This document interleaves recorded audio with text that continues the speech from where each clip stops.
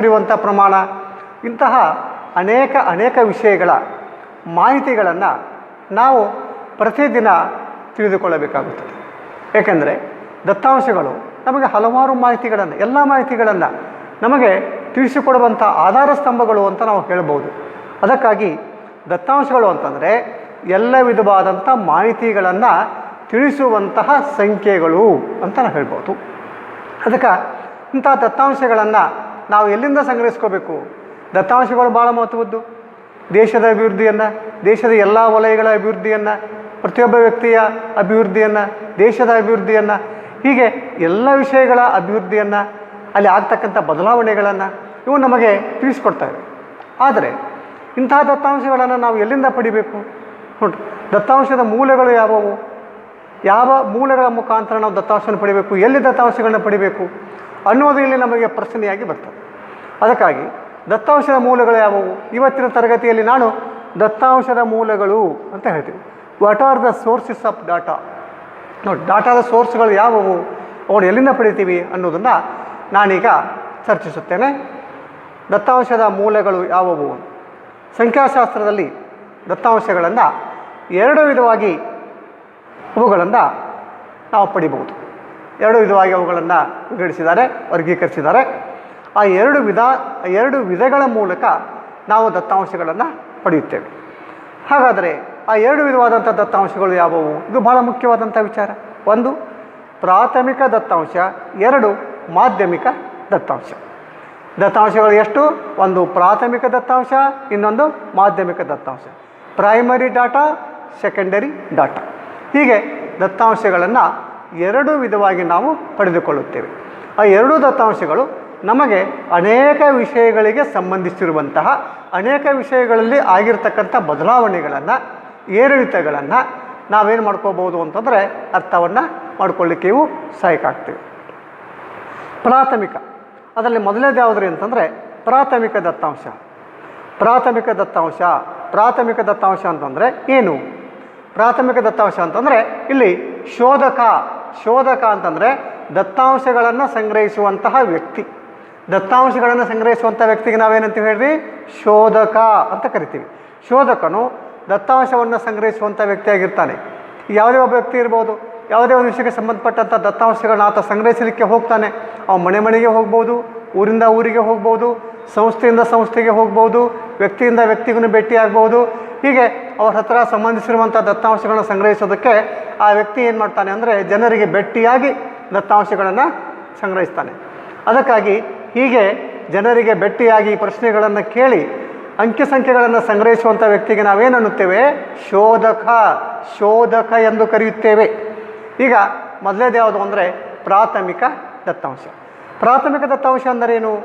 ಪ್ರಾಥಮಿಕ ದತ್ತಾಂಶ ಅಂತಂದರೆ ಮೊದಲ ಬಾರಿಗೆ ಭೇಟಿಯಾಗಿ ಪ್ರಶ್ನೆಗಳನ್ನು ಕೇಳಿ ಪಡೆದಿರುವಂತಹ ಮಾಹಿತಿಗಳಿಗೆ ಪ್ರಾಥಮಿಕ ದತ್ತಾಂಶಗಳು ಅಂತ ಕರಿತೀವಿ. ನೋಡಿರಿ, ಮೊದಲ ಸಲ ಭೇಟಿಯಾಗಿ ಸಂಗ್ರಹಿಸಿರುವಂತಹ ದತ್ತಾಂಶಗಳಿಗೆ ಪ್ರಾಥಮಿಕ ದತ್ತಾಂಶಗಳೆಂದು ಕರೆಯುತ್ತೇವೆ.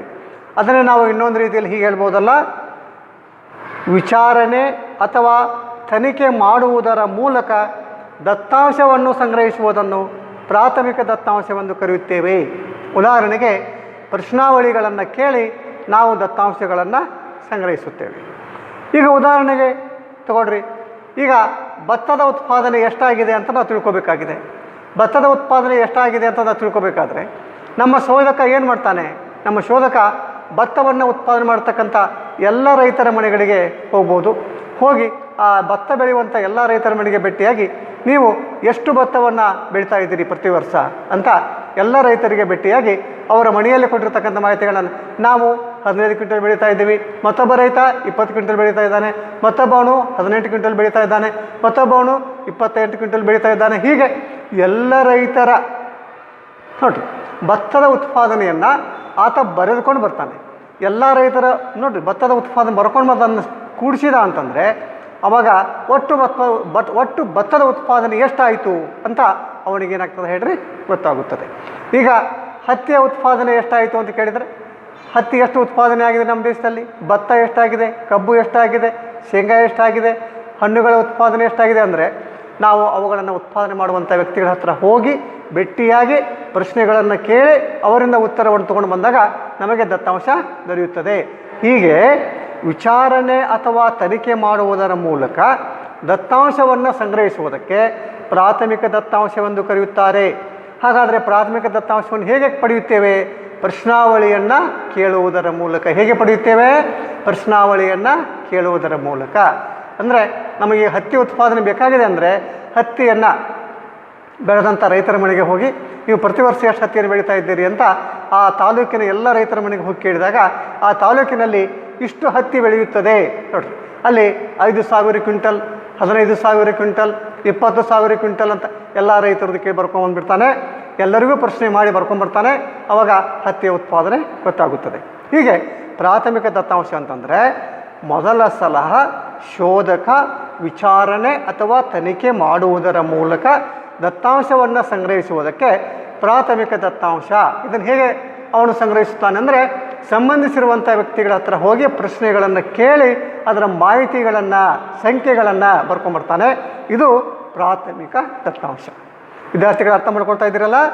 ಮೊದಲ ಸಲ ವಿಚಾರಣೆ ಅಥವಾ ತನಿಖೆ ಮಾಡುವುದರ ಮೂಲಕ ದತ್ತಾಂಶವನ್ನು ಸಂಗ್ರಹಿಸುವುದಕ್ಕೆ ಪ್ರಾಥಮಿಕ ದತ್ತಾಂಶ. ಉದಾಹರಣೆಗೆ ನಾನು ನಿಮಗೆ ಹೇಳಿದ್ದೀನಿ, ಹತ್ತಿ ಉತ್ಪಾದನೆ, ಭತ್ತದ ಉತ್ಪಾದನೆ, ಅವ್ರ ಹತ್ರ ಹೋಗಿ ದತ್ತಾಂಶಗಳನ್ನ ಬರೆದುಕೊಂಡು ಬರುವಂಥದ್ದು. ಇದು ಪ್ರಾಥಮಿಕ ದತ್ತಾಂಶ. ಮಾಧ್ಯಮಿಕ ದತ್ತಾಂಶ ಅಂದರೇನು? ಮಾಧ್ಯಮಿಕ ದತ್ತಾಂಶ ಅಂತಂದರೆ ನೋಡಿ, ಈಗ ಪ್ರಾಥಮಿಕ ದತ್ತಾಂಶ ಒಬ್ಬ ಶೋಧಕ ಅದನ್ನು ಸಂಗ್ರಹಿಸಿ ತನ್ನ ಹತ್ರ ಇಟ್ಕೊಂಡಿರ್ತಾನೆ, ಅಥವಾ ಪ್ರಯೋಗಶಾಲೆಯಲ್ಲಿ ಇಟ್ಕೊಂಡಿರ್ತಾನೆ, ಅಥವಾ ನೋಡ್ರಿ ತನ್ನ ಸ್ವತಂತ್ರವಾದಂಥ ಆಫೀಸ್ನಲ್ಲಿ ಇಟ್ಕೊಂಡಿರ್ತಾನೆ, ಅಥವಾ ಲೈಬ್ರರಿಗಳಲ್ಲಿ ಅದನ್ನು ಸಂಗ್ರಹಿಸಿ ಇಟ್ಕೊಂಡಿರ್ತಾರೆ, ಯೂನಿವರ್ಸಿಟಿಗಳಲ್ಲಿ ಅದನ್ನು ಸಂಗ್ರಹಿಸಿ ಇಟ್ಕೊಂಡಿರ್ತಾರೆ.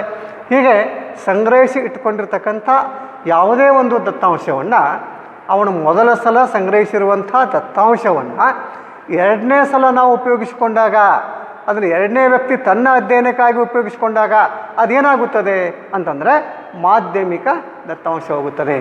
ಮಾಧ್ಯಮಿಕ ದತ್ತಾಂಶ ಅಂತಂದರೆ ಈಗಾಗಲೇ ಸಂಗ್ರಹಿಸಿ, ಸಂಸ್ಕರಿಸಿ, ಪರೀಕ್ಷಿಸಿ ಅವುಗಳನ್ನು ನಾವು ಇಟ್ಕೊಂಡಿರ್ತೀನಲ್ಲ, ಇಟ್ಕೊಂಡಿರ್ತಕ್ಕಂಥ ಈ ದತ್ತಾಂಶಗಳನ್ನು ಅಧ್ಯಯನ ಮಾಡುವುದಕ್ಕಾಗಿ ಮತ್ತೊಬ್ಬ ವ್ಯಕ್ತಿ ಅದನ್ನು ತೆಗೆದುಕೊಂಡಾಗ ಅಂಥ ದತ್ತಾಂಶಗಳು ಆ ವ್ಯಕ್ತಿಗೆ ಏನಾಗುತ್ತವೆ? ಮಾಧ್ಯಮಿಕ ದತ್ತಾಂಶಗಳು.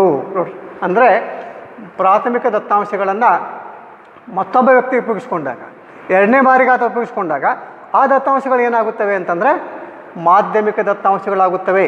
ಹಾಗಾದರೆ ಮಾಧ್ಯಮಿಕ ದತ್ತಾಂಶ ಅಂದರೆ ಏನು ಅಂತ ಹೀಗೆ ಹೇಳ್ಬೋದು ನೋಡ್ರಿ.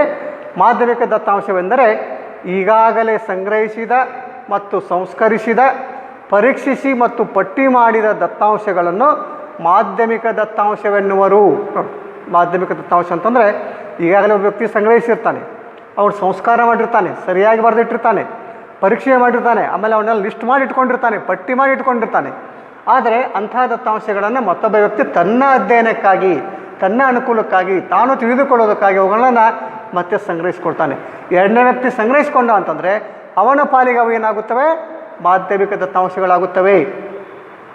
ಉದಾಹರಣೆಗೆ ಮಾಧ್ಯಮಿಕ ದತ್ತಾಂಶಗಳು ಯಾವ ಇರ್ಬೋದು? ಸರ್ಕಾರಿ ಪ್ರಕಟಣೆಗಳು, ನಿಯತಕಾಲಿಕೆಗಳು, ದಿನಪತ್ರಿಕೆಗಳು, ಪುಸ್ತಕಗಳು, ಮ್ಯಾಗ್ಜಿನ್ಸ್, ಇವೆಲ್ಲ ಏನಾಗ್ತಾವ್ರಿ ಅಂತಂದರೆ ಇವುಗಳಲ್ಲಿ ಬರುವಂಥ ಎಲ್ಲ ದತ್ತಾಂಶಗಳು ಮಾಧ್ಯಮಿಕ ದತ್ತಾಂಶಗಳು. ಈಗ ದಿನಪತ್ರಿಕೆಯಲ್ಲಿ ಬರುತ್ತವೆ, ಟಿ ವಿ ಮಾಧ್ಯಮಗಳಲ್ಲಿ ಬರುತ್ತವೆ, ನಿಯತಕಾಲಿಕೆಗಳಲ್ಲಿ ಬರುತ್ತವೆ, ಮ್ಯಾಗ್ಜಿನ್ಸ್ನಲ್ಲಿ ಬರುತ್ತವೆ, ದಿನಪತ್ರಿಕೆಗಳಲ್ಲಿ ಬರುತ್ತವೆ, ಮಾಸಿಕ ಪತ್ರಿಕೆಗಳಲ್ಲಿ ಬರುತ್ತವೆ. ಹೀಗೆ ಸರ್ಕಾರದ ಪ್ರಕಟಣೆಗಳು, ನೋಟಿಫಿಕೇಷನ್ಸ್, ಗೌರ್ಮೆಂಟ್ ನೋಟಿಫಿಕೇಷನ್ಸ್ ಇರ್ತಾವಲ್ಲ, ಇಲ್ಲಿ ಬರ್ತಕ್ಕಂಥ ದತ್ತಾಂಶಗಳು. ಈ ಎಲ್ಲ ದತ್ತಾಂಶಗಳು ಎಂಥ ದತ್ತಾಂಶಗಳು ಅಂತಂದರೆ ಮಾಧ್ಯಮಿಕ ದತ್ತಾಂಶಗಳು. ಇಲ್ಲಿ ಈಗಾಗಲೇ ಯಾರೋ ಸಂಗ್ರಹಿಸಿಟ್ಕೊಂಡಿರ್ತಾರೆ, ಅದನ್ನು ಇವರು ತೊಗೊಂಡು ಏನು ಮಾಡ್ತಾರೆ ಅಂದರೆ ಎಲ್ಲರಿಗೂ ಅದನ್ನು ತಿಳಿಸ್ಬಿಡ್ತಾರೆ. ಇದು ಮಾಧ್ಯಮಿಕ ದತ್ತಾಂಶ. ದತ್ತಾಂಶಗಳು ಹೇಗೆ ಸಂಗ್ರಹಣೆ ಮಾಡುತ್ತೇವೆ? ದತ್ತಾಂಶಗಳನ್ನು ಹೌ ಟು ಕಲೆಕ್ಟ್, ಹೇಗೆ ಅವನು ಮಾಡೋದು? ನಾವು ದತ್ತಾಂಶಗಳು ಹೇಗೆ ಸಂಗ್ರಹಿಸೋದು ಅಂದರೆ ಒಬ್ಬ ತಯಾರಕನು ಯಾವ ಸರಕನ್ನು ಉತ್ಪಾದಿಸಬೇಕು ನೋಡ್ರಿ ಅನ್ನೋದನ್ನು ನಾವು ಮಾಡ್ಕೋಬೇಕಾದ್ರೆ, ಒಂದು ರಾಜಕೀಯ ಪಕ್ಷ ಯಾವ ಅಭ್ಯರ್ಥಿಯನ್ನು ಆಯ್ಕೆ ಮಾಡಬೇಕು ಅನ್ನೋದನ್ನು ನಿರ್ಧರಿಸಬೇಕಾದ್ರೆ ಮೊದಲು ನಿರ್ದಿಷ್ಟ ಸರಕು ಅಥವಾ ನಿರ್ದಿಷ್ಟ ಅಭ್ಯರ್ಥಿಯ ಬಗ್ಗೆ ಹಲವಾರು ಪ್ರಶ್ನೆಗಳನ್ನು ಹೆಚ್ಚು ಜನರಿರುವ ಗುಂಪಿಗೆ ನೋಡ್ರಿ ಹೋಗಿ ಪ್ರಶ್ನೆಗಳನ್ನು ಕೇಳುವುದರ ಮೂಲಕ ಸಮೀಕ್ಷೆ ನಡೆಸಬಹುದು. ಈಗ ನಾವು ಯಾವುದೇ ಒಂದು ವಸ್ತುವಿನ ಉತ್ಪಾದನೆ ಮಾಡಬೇಕಾದ್ರೆ ಅದನ್ನು ಜನ ನೋಡ್ರಿ ಎಷ್ಟು ಜನ ಅದನ್ನು ತೊಗೊಳ್ತಾರೆ ಅನ್ನೋದನ್ನು ನಾವೇನು ಮಾಡಬೇಕ್ರಿ ಅಂದರೆ ಉತ್ಪಾದನೆಯನ್ನು ಮಾಡಬೇಕು ಅನ್ನೋದನ್ನು ತಿಳ್ಕೊಬೇಕಾದ್ರೆ ನಾವು ಉತ್ಪಾದನೆ ಮಾಡುವಂಥ ಸರಕನ್ನು ಎಷ್ಟು ಜನ ಉಪಯೋಗ ಮಾಡ್ತಾರೆ ಅನ್ನೋದನ್ನು ನಾವೀಗ ತಿಳ್ಕೊಬೇಕಾಗಿದೆ ಅಂತ ಇಟ್ಕೊಳ್ರಿ. ಆಗ ನಾವೇನು ಮಾಡ್ತೀವಿ, ಆ ಸರಕನ್ನು ಉತ್ಪಾದನೆ ಮಾಡಬೇಕಾದ್ರೆ ನಾವು ಅದನ್ನು ಎಷ್ಟು ಜನ ಉಪಯೋಗ ಮಾಡ್ತಾರೆ ಅಂತ ತಿಳ್ಕೊಬೇಕು. ಜನರಲ್ಲಿ ಕೇಳಿದಾಗ ಜನರು ತಮ್ಮ ಅಭಿಪ್ರಾಯವನ್ನು ಏನು ಮಾಡ್ತಾರೆ ಹೇಳ್ರಿ, ವ್ಯಕ್ತಪಡಿಸ್ತಾರೆ. ಈಗ ಯಾವ ವಸ್ತು ಹೆಚ್ಚು ಮಾರಾಟ ಆಗ್ತಾ ಇದೆ ಅಂತ ಉದಾಹರಣೆಗೆ ತೊಗೊಳ್ರಿ. ಇವತ್ತು ಹೀರೋ ಹೊಂಡಾ ಮೋಟ್ರ್ ಬೈಕ್ ಅಂತ ಇಟ್ಕೊಡ್ರಿ, ಹೊಂಡಾ ಮೋಟ್ರ್ ಬೈಕ್ ಅಂತ ಇಟ್ಕೊಡ್ರಿ. ಹೀರೋ ಹೊಂಡಾ ಮೋಟ್ರ್ ಬೈಕನ್ನು ಎಷ್ಟು ಜನ ಉಪಯೋಗ ಮಾಡ್ತಾರೆ ಒಂದು ಊರಲ್ಲಿ ಅಂತ ಕೇಳಿದರೆ, ಒಂದು 100 ಮೋಟ್ರ್ ಬೈಕ್ಗಳಲ್ಲಿ 70 ಮೋಟ್ರ್ ಬೈಕ್ಗಳು ಯಾವಿವೆ, ಹೀರೋ ಮತ್ತು ಹೊಂಡಾ. ಹಾಗಾದರೆ ಹೀರೋ ಹೊಂಡಾ ಮೋಟ್ರ್ ಬೈಕ್ಗಳನ್ನು ಓಡಿಸುವವರ ಸಂಖ್ಯೆ 100ಕ್ಕೆ 70. ಇದು ಒಂದು ದತ್ತಾಂಶ. ಅದೇ ಥರನಾಗಿ ನೋಡಿರಿ, ನಾವು ಯಾವುದೇ ಒಂದು ತೊಗೋಬೋದು. ಇವತ್ತು ರಾಜಕೀಯ ವ್ಯಕ್ತಿ ಇವತ್ತು ಒಬ್ಬ ರಾಜಕೀಯ ವ್ಯಕ್ತಿಯನ್ನು ನಾವು MLAಗೆ ನಾವು ಸ್ಪರ್ಧಿಸಿ ಆತನನ್ನು ಆಯ್ಕೆ ಮಾಡಬೇಕಾಗಿದೆ, MP ಗೆ ಆತನ ಆಯ್ಕೆ ಮಾಡಬೇಕಾಗಿದೆ. ಇಂಥ ಸಂದರ್ಭದಲ್ಲಿ ನಾವೇನು ಮಾಡ್ತೀವಿ ಅಂದರೆ, ಆ ವ್ಯಕ್ತಿ ಹೇಗಿದ್ದಾನೆ ಅಂತ ನಾವು ಏನು ಮಾಡಬೇಕು, ಮೊದಲು ಸಮೀಕ್ಷೆ ಮಾಡಬೇಕು. ಈತ ಒಳ್ಳೆಯ ಅಭ್ಯರ್ಥಿ ಇದ್ದಾನ, ಇವನು ಆರಿಸಿ ಬಂದ ಮೇಲೆ ಕೆಲಸ ಒಳ್ಳೆಯದನ್ನು ಮಾಡಿಬಿಡ್ಬೋದಾ ಅನ್ನುವಂತಹ ರಾಜಕೀಯ ವ್ಯಕ್ತಿಗಳ ಸಮೀಕ್ಷೆಯನ್ನು ಪತ್ರಿಕೆಯವರು ಮಾಡ್ತಾ ಇರ್ತಾರೆ. ಹೋಗಿ ಇದೇ ವ್ಯಕ್ತಿ ಚುನಾವಣೆಯಲ್ಲಿ ಬರಬಹುದು ಅಂತ ಆತನ ನೋಡ್ರಿ ಒಂದು ಪ್ರಭಾವದ ಬಗ್ಗೆ ಅಧ್ಯಯನವನ್ನು ಮಾಡ್ತಾರೆ. ಆಗ ಇಂಥದೇ ವ್ಯಕ್ತಿ ರಾಜಕೀಯ ವ್ಯಕ್ತಿ ಆಗ್ತಾನೆ ಅಂತ ನಾವೇನು ಮಾಡ್ಬೋದು ಹೇಳ್ರಿ, ತನಿಖೆಯನ್ನು ಮಾಡ್ಬೋದು. ಹೀಗೆ ಅಭ್ಯರ್ಥಿಯ ಬಗ್ಗೆ ಹಲವಾರು ಪ್ರಶ್ನೆಗಳನ್ನು ಹೆಚ್ಚು ಜನರಿರುವಂಥ ಗುಂಪಿಗೆ ಪ್ರಶ್ನೆ ಕೇಳುವುದರ ಮೂಲಕ ಸಮೀಕ್ಷೆ ನಡೆಸುವುದು ಅಂತ ನೋಡಿರಿ. ಒಂದೊಂದು ಊರಿಗೆ ಹೋಗಿ ನೀವು ಯಾರಿಗೆ ಮತ ಹಾಕ್ತಾಯಿದ್ದೀರಿ, ಇವನು ಒಳ್ಳೆಯ ವ್ಯಕ್ತಿನ ನೀವು ಯಾರನ್ನ ಆಯ್ಕೆ ಮಾಡ್ಕೊಳ್ತಾ ಇದ್ದೀರಿ, ಯಾರಿಗೆ ನೀವು ಮತ ಹಾಕ್ತಾ ಇದ್ದೀರಿ ಅಂತ ನಾವು ಊರೂರಿಗೆ ಹೋಗಿ ಕೇಳಿದಾಗ ಆ ಊರಿನ ಹೇಳ್ತಾರೆ, ನಾವು ಇಂಥವ್ರಿಗೆ ಹಾಕ್ತಾ ಇದ್ದೀವಿ, ಇವರು ಒಳ್ಳೆಯ ವ್ಯಕ್ತಿ ಅಂತ ಹೇಳಿದಾಗ ಅವರೇ ನಮ್ಮ ರಾಜಕೀಯ ನಾಯಕರು ಆಗ್ತಾರೆ ಅನ್ನುವಂಥ ಒಂದು ಸಮೀಕ್ಷೆಯನ್ನು ನಾವು ಮಾಡ್ಕೋಬಹುದು. ಹೀಗೆ ಸಮೀಕ್ಷೆಯ ಉದ್ದೇಶ ಕೆಲವು ಗುಣಗಳಿಂದ ಬೆಲೆ, ಗುಣ, ವಿಷಯಗಳ ಉಪಯೋಗ ಮತ್ತು ಸರಕುಗಳ ವಿಷಯದಲ್ಲಿ ಜನಪ್ರಿಯತೆ, ಪ್ರಾಮಾಣಿಕತೆ, ನಿಷ್ಠೆಗಳು ಮುಂತಾದವುಗಳನ್ನು ನಾವೇನು ಮಾಡ್ಬೋದು ಅಂತಂದರೆ ಇದು ತಗೊಳ್ತಾ ಹೋಗ್ಬೋದು.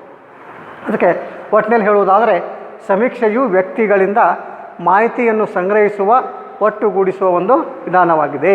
ನೋಡಿ, ಈ ದತ್ತಾಂಶ ಅಂತಂದರೆ ಸಮೀಕ್ಷೆಯು ಮಾಡುವುದು ಅಂತ. ಸಮೀಕ್ಷೆಯನ್ನು ಮಾಡಿ ವ್ಯಕ್ತಿಗಳಿಂದ ಮಾಹಿತಿಯನ್ನು ಸಂಗ್ರಹಿಸುವಂಥ, ಒಟ್ಟುಗೂಡಿಸುವಂಥ ಒಂದು ವಿಧಾನವಾಗಿದೆ. ನೋಡಿ, ಯಾವುದೇ ಒಂದು ವಸ್ತುವನ್ನು ಯಾರು ಎಷ್ಟು ಉಪಯೋಗ ಮಾಡ್ತಾರೆ ಅಂತ, ಯಾವ ಸೊಪ್ಪನ್ನು ಹೆಚ್ಚು ಉಪಯೋಗ ಮಾಡ್ತಾ ಇದ್ದಾರೆ, ಯಾರು ನೋಡಿರಿ ಸಕ್ಕರೆಯನ್ನು ಎಷ್ಟು ಉಪಯೋಗ ಮಾಡ್ತಾ ಇದ್ದಾರೆ, ಸಕ್ಕರೆಯನ್ನು ಉಪಯೋಗಿಸುವವರ ಸಂಖ್ಯೆ ಎಷ್ಟು, ಈ ಸೋಪನ್ನು ಉಪಯೋಗಿಸುವವರ ಸಂಖ್ಯೆ ಎಷ್ಟು, ನೋಡಿರಿ ಇಂತಹ ಅನೇಕ ಪ್ರಶ್ನೆಗಳನ್ನು ನಾವೇನು ಮಾಡ್ಬೋದು ಅಂತಂದರೆ ಆ ದತ್ತಾಂಶಗಳನ್ನು ಸಂಗ್ರಹಿಸೋದ್ರ ಮೂಲಕ, ಜನರ ಹತ್ರ ಹೋಗಿ ಕೇಳುವುದರ ಮೂಲಕ ನಾವೇನು ಮಾಡ್ಬೋದು ಅಂತಂದರೆ ಅದನ್ನು ಸಂಗ್ರಹಿಸ್ತಾ ಹೋಗ್ಬೋದು. ಹೀಗೆ ನಾವು ನಮಗೆ ಬೇಕಾಗಿರುವಂಥ ಮಾಹಿತಿಗಳನ್ನು, ದತ್ತಾಂಶಗಳನ್ನು ನಾವೇನು ಮಾಡ್ತೀವಿ ಅಂತಂದರೆ ನೋಡಿರಿ ಜನರಿಗೆ ಹತ್ತಿರ ಹೋಗಿ, ಜನರ ಗುಂಪಿನ ಹತ್ತಿರ ಹೋಗಿ ಪ್ರಶ್ನೆಗಳನ್ನು ಕೇಳಿ ಅವುಗಳನ್ನು ತೊಗೊಂಬಂದರೆ ಇದು ಪ್ರಾಥಮಿಕ ದತ್ತಾಂಶ.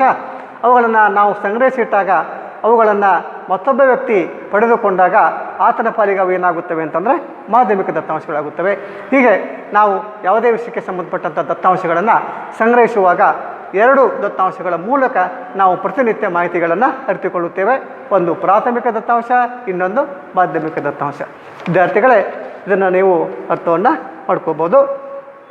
ಇದರಿಂದ ಯಾಕೆಂದರೆ ಇದು ಪರೀಕ್ಷಾ ದೃಷ್ಟಿಯಿಂದ ತುಂಬ ಪ್ರಾಥಮಿಕ ದತ್ತಾಂಶ ಅಂದರೇನು, ಮಾಧ್ಯಮಿಕ ದತ್ತಾಂಶ ಅಂದರೇನು, ಇವುಗಳ ವ್ಯತ್ಯಾಸ ಏನು ಅಂತ ಪರೀಕ್ಷೆಯಲ್ಲಿ ಬರ್ತಕ್ಕಂಥದ್ದುಗಳು. ಅದಕ್ಕಾಗಿ ಇವುಗಳನ್ನ ನಮ್ಮ ವಿದ್ಯಾರ್ಥಿಗಳು ಸರಿಯಾಗಿ ಇದನ್ನು ಗಮನಿಸ್ಕೋಬೇಕು. ನೋಡಿರಿ, ಇಂಗ್ಲೀಷ್ ಮೀಡಿಯಂ ಸ್ಟೂಡೆಂಟ್ಸ್ಗೆ today I will discussion about what are the sources of data. There 2 types of data, sources of data. Statistical data can be obtained from the 2 sources. One primary data, one more secondary data. Primary data, another one is secondary data. Person who collect the data is called enumerator. Person who collects the data is called enumerator, means sodhaka, enumerator. Primary data. What is primary data? Primary data, it means may collect the data by conducting an enquiry or an investigation. Such data are called primary data. Example, the questionnaire. Primary data may collect the data by conducting an enquiry or an investigation.